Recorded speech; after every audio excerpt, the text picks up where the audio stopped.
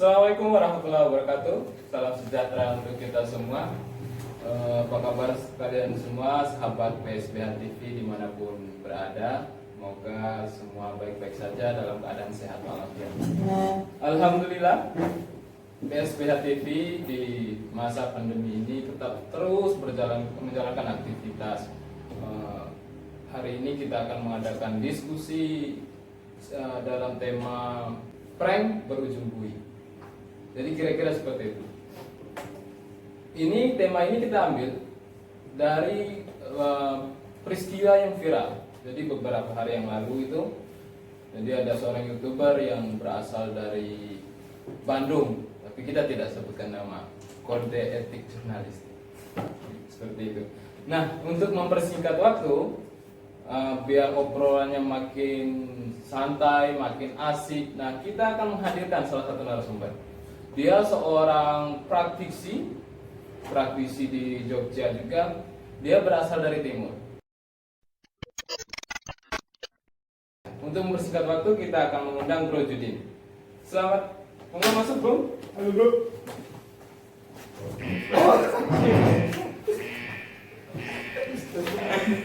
Oke. Bung, bagaimana kabar Bung? Alhamdulillah. Alhamdulillah sehat. Bagaimana perjalanan menuju ke sini tadi? Cukup alat. Bagaimana suasana jalan di kota Yogyakarta? Ya ramai seperti biasa. Ramai seperti Kalau biasa. keadaan pandemi semacam Ya. Nampaknya warga masyarakat Jogja ini sudah bukan malas tahu ya, sudah menganggap itu kalau kita nggak keluar kita nggak makan kayaknya gitu ya. Jadi untuk mempersingkat waktu Bung, jadi tema kita hari ini mungkin Bung Judin juga sudah mengetahui tema kita hari ini adalah prank berakhir bui. Jadi salah satu YouTuber itu yang di Bandung, jadi dia mengadakan prank atau kalau bahasanya YouTuber papau itu social eksperimen.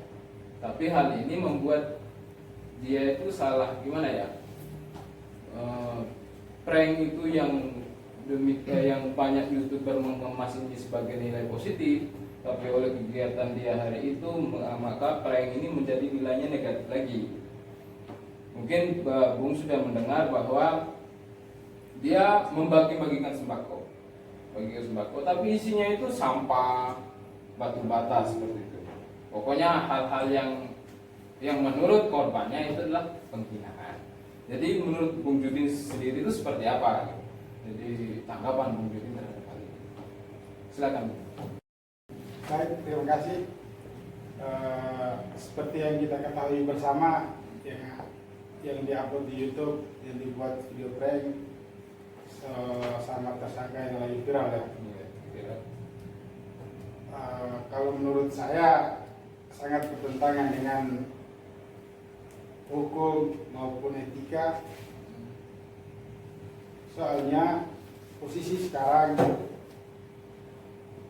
yang ada di pandemi Indonesia gitu ya, ini, lagi pandemi terus pandemi. video prank kayak gitu. ya lagi posisi pandemi, tiba-tiba ada yang melakukan tindakan-tindakan yang bertentangan dengan etika moralitas, padahal masyarakat sendiri sangat berharap bantuan dari berbagai pihak untuk mendapatkan sembako, untuk menunjukkan hidup di masa-masa pandemi. Pokoknya lebih mengharapkan bantuan gitu ya pada saat seperti ini, baik dari masyarakat maupun dari pribadi-pribadi orang yang mungkin lebih berada bisa membantu, tapi di saat itu malah terjadi kayak gini. Ya, Nah, dan ini kan berakhir pada proses hukum ya. Jadi salah satu korbannya itu mengadukan bahwa dia merasa dicemarkan nama baiknya, dihinakan. Tetapi ada yang menarik itu ada pembelaan dari oknum ini ya, oknum atau tersangka ini, bahwa yang dia lakukan itu semacam dia ingin dia ingin memberitahu kepada orang bahwa ini waria loh, bahwa dalam apapun itu mereka ini tidak boleh dibantu apa sekali. Saya membaca salah satu media itu seperti itu. Tetapi menurut Bung sendiri, apapun pembelaannya memang proses hukum itu harus tetap berjalan ya, pasti ya kayak gitu ya. Dan gini Bung, jadi oleh hal ini itu kan ditangkap dulu temannya itu kan ditangkap dulu, terus mereka tuh buron 4 hari, kemudian oknum-oknum ini atau oknum youtuber ini seperti kan tadi disangkakan.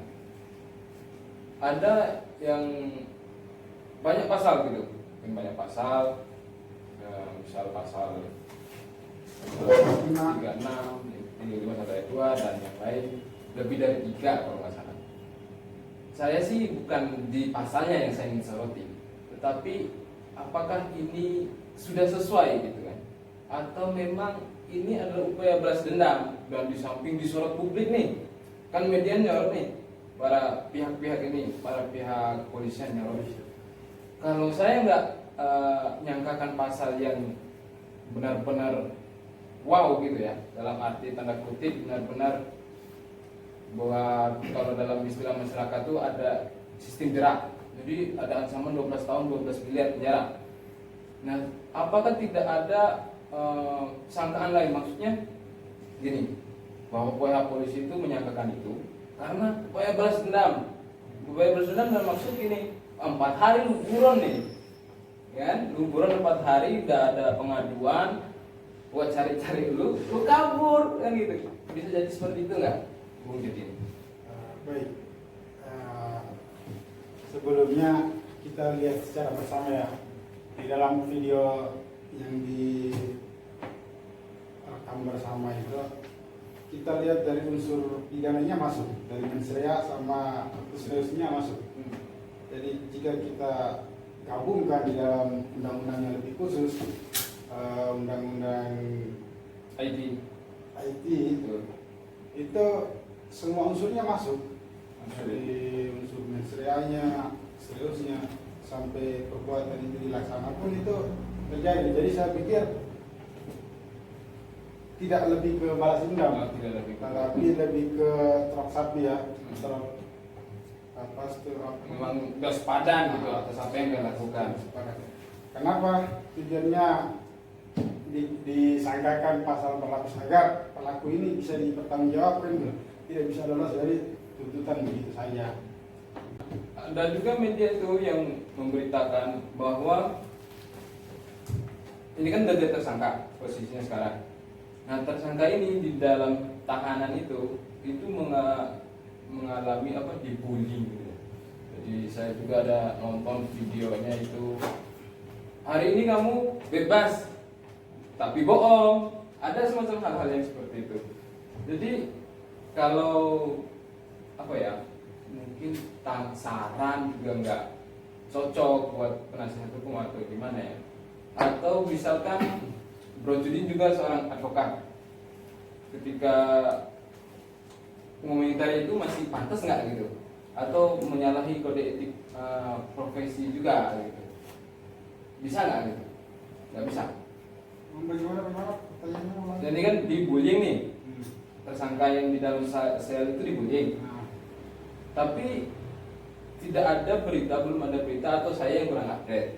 Jadi kuasa hukumnya itu nggak ada, misal press conference semacam gimana atau gimana gitu, atau mungkin perlu mau berkomentar, bisa nggak gitu, atau tidak, atau bertentangan dengan kode etik profesi advokat, bisa nggak seperti itu? Kalau menurut saya ya, perilaku yang dilakukan di dalam, artinya ini dilakukan terhadap bullying atau yang dialami oleh si pelaku, atau gini aja lah. Saya lupa pertanyaan, mohon maaf Bung. Tanggapan Bung sama oknum-oknum yang membulinya di dalam sel itu. Bahkan di dalam video itu ada salah satu YouTube atau media itu yang memberitakan bahwa ada oknum polisi juga itu yang video dia seperti yang saya katakan tadi, kamu bebas, besok bisa bebas tapi bohong gitu, yang lain-lain ikut sorakin. Tanggapan Bung terhadap perilaku bullying di dalam tahanan itu seperti apa? Jadi di samping memperhatikan bahwa hak-hak tersangka apa segala macam mungkin bisa disisipkan, boleh juga gitu kan. Silakan Bung. Kembali lagi seperti yang di awal tadi, yang dilakukan seberat-beratnya perbuatan si tersangka ini lakukan, atau itu mungkin khilaf atau apa, jadi mungkin dari etika tidak baik juga, dari sisi hukum pun tidak baik juga, karena si tersangka punya hak yang harus dilindungi. Itu pun sudah dilindungi oleh Undang-Undang Nomor 39 tahun 1999 tentang hak asasi manusia, itu pun dilindungi secara keseluruhannya itu. Jadi apa, menurut saya sistem aparat penegak hukum juga sih, lebih khususnya ke kepolisian ya, yang bertugas di sana mungkin kecolongan atau apa, itu informasi yang beredar di media ya. Ya, jadi gitu ya. Jadi kalau apapun alasannya orang tersangka terhadap apa sekalipun masalahnya, bahwa dia sangat tidak pantas untuk mendapatkan perlakuan bullying itu ya. Dan saya mau apa ya, nambah dikit ya Bang. Jadi ini kan delik aduan ya. Jadi kalau apapun bentuk pranknya, berarti ketika seseorang itu tidak menerima, berarti bisa melapor polisi. Bisa. Contohnya gini, misal aku misal ada tuh kan kayak youtuber lain, misal contoh kan aku aja lah, aku buat video nih, aku pura-pura nembak perempuan, nyatakan cinta, ada tuh yang kayak di mall tuh. Jadi kalau aku tiba-tiba dia enak, ada terima, ada bahagia, aku tiba-tiba bilang prank gitu, dia rasa malu gitu, merasa dihina gitu. Jadi ketika dia langsung melaporkan bisa berarti. Kalau misalnya apa yang Bro tanyakan tadi, sebenarnya konteksnya berbeda. Misalnya saudara membuat video untuk tujuannya untuk menyatakan cinta terus mengatakan berbohong. Kalau misalnya dia tersinggung, maka patut bisa diduga, bisa masuk, karena di dalam undang-undang ITE ini itu undang-undang pasal-pasalnya karet juga. Siapa yang merasa terhina, merasa dirugikan secara ini bisa melakukan pengaduan. Itu menurut saya. Berarti kesimpulannya apapun pranknya itu, Apapun prank, kalau misalnya sudah disetting apa segala macam, terlebih minta izin dulu ya. kalau sudah minta izin boleh. Boleh diupload nggak boleh ya. Jadi untuk kenang-kenangan nih Bung, jadi bisa nggak Bung menyampaikan ke khalayak gitu, jadi berikan statement atas nama PSBH Universitas Jogja atau bahasa pesan lah kepada teman-teman YouTuber di luar atau siapapun, silakan disampaikan gitu, misalkan ya nanti Bung Yudi yang sendiri gitu mau. Di kesan terakhir saya baca, saya kutip kata-katanya Mr. Ben aja ya. Mr. Bean, Mr. Ben, pelawak Eropa luar negeri atau di mana itu? Pelawak internasional. Itu dia bilang begini, kalau untuk membuat suatu candaan itu perlu kejeniusan. Jadi untuk membuat orang tertawa itu tidak mudah dan dibutuhkan kecerdasan. Bukan hanya sekedar humor yang tidak jelas, tetapi di situ harus ada pesan tersembunyi dan permainan psikologis yang cerdas. Luar biasa. Oke Bung, karena waktu kita terbatas ya, di ini juga suasana puasa, mungkin Bung ada janji atau mungkin ada buka bersama dengan keluarga dan sebagainya. Saya minta Bung untuk memberikan pesan atau kalimat untuk atas nama Pusat Studi dan Bantuan Hukum, pesan terhadap teman-teman yang lain bahwa aksi prank ini sebaiknya tidak dilakukan atau dikemas sedemikian rupa sehingga bisa di-upload atau disiarkan seperti itu di channel-channel YouTube pribadi ataupun sosial media yang lain. Monggo. Baik, atas nama tim PSBA Bantuan Pusat Studi Bantuan Hukum Dr. Widanto sedikit memberikan pesan untuk para YouTuber yang di luar sana. Mari jika ingin membuat konten apa segala macam, dibuatkan planning apa beli SIM segala macam agar tidak terjadi atau hal-hal yang semacam yang dialami sama transpuan yang sedang terjadi dan sedang heboh saat ini. Oke Bung, terima kasih atas waktunya hari ini. Mohon maaf telah mengganggu waktu Bung. Jadi ini suatu momen yang bagus dan kita di saat yang hari ini kita masih bisa belajar, kita masih berbagi ilmu. Oke Bung, terima kasih. Sampai ketemu lagi di lain kesempatan.